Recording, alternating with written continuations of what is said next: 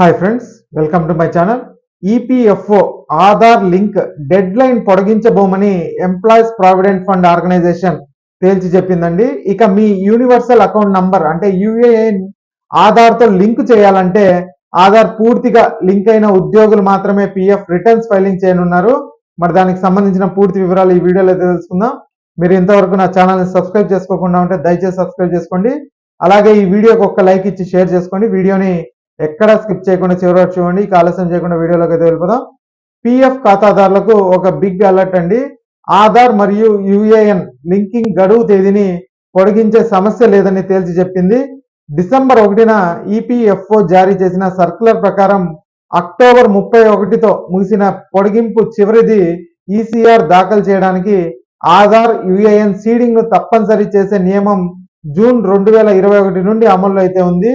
ధృవీకరించబడిన ఆధార్ను వారి యుఏఎన్తో లింక్ చేసిన సభ్యులు మాత్రమే నవంబర్ 2025 నుంచి ఈసీఆర్ ఫైలింగ్లో చేర్చబడతారని ఈపీఎఫ్ఓ స్పష్టం చేసిందండి.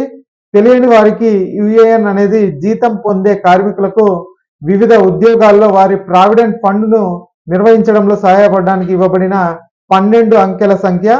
ఉద్యోగి యజమానిని మార్చినప్పుడల్లా ఇది పిఎఫ్ బదిలీలను సులభతరం అయితే చేస్తుందండి. గత 4 సంవత్సరాలుగా ఇప్పటికీ అనేక సార్లు మనం పొడిగింపు అయితే ఇచ్చామనేసి ఈపీఎఫ్ఓ అయితే పేర్కొంది.